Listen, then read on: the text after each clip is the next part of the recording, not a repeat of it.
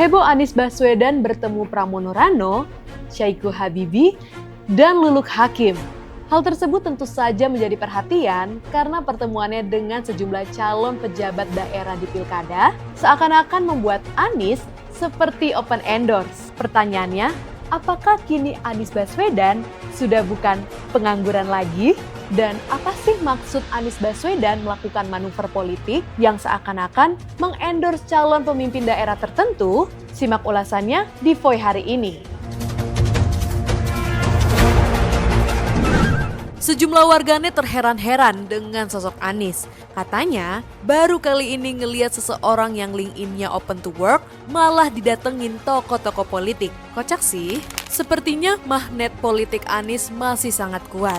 Pasalnya, beberapa hari menjelang 27 November, Anies secara terang-terangan menyatakan dukungannya terhadap sejumlah paslon yang mencalonkan diri di Pilkada 2024. Melalui unggahan di akun medsosnya, foto-foto bersama 3 cagup dan cawagup Pilkada 2024 itu berhasil menarik perhatian warganet. Pada 16 November 2024, Anies mengunggah momen pertemuannya bersama cagup Jatim Luluk Hamidah di akun X dan Instagramnya.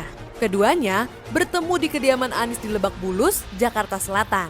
Dalam unggahannya, Anies menandai atau mention akun sosmed PKB dan Caimin selaku ketua PKB sekaligus partnernya saat Pilpres 2024 lalu. Sehari sebelumnya, Anies mengunggah foto pertemuannya bersama cagup dan cawagup Jawa Barat, Ahmad Syahiku Ilham Habibie yang diusung oleh PKS dan Nasdem. Ketiganya juga bertemu di kediaman Anies di Lebak Bulus, Jakarta Selatan pada 14 November 2024.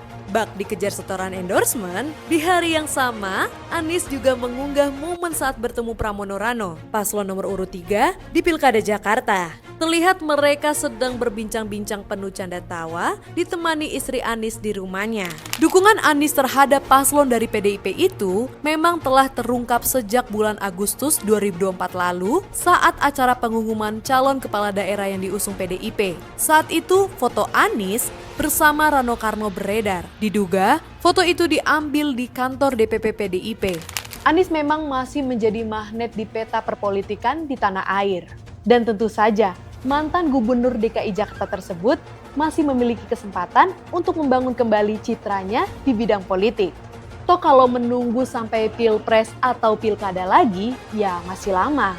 Pertanyaannya, apakah ada udang di balik batu dari apa yang dilakukan Anies saat ini? Beliau punya pemilih ya, seperti saya bilang, loyalis yang cukup kuat ya sampai hari ini gitu. Dan ya orang politik ya harus di momen-momentum politik itu untuk menjaga popularitasnya, saya kira ya memang harus ikut terlibat dengan cara apapun, saya kira. Di satu sisi ya kepentingan Anies begitu. Tapi di sisi lain juga kepentingan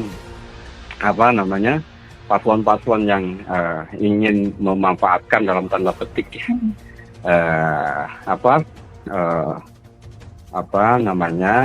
magnet politiknya Anies itu juga kan mereka tahu bahwa pemilih misalnya di Jakarta, pemilih Anies di Jakarta juga cukup kuat.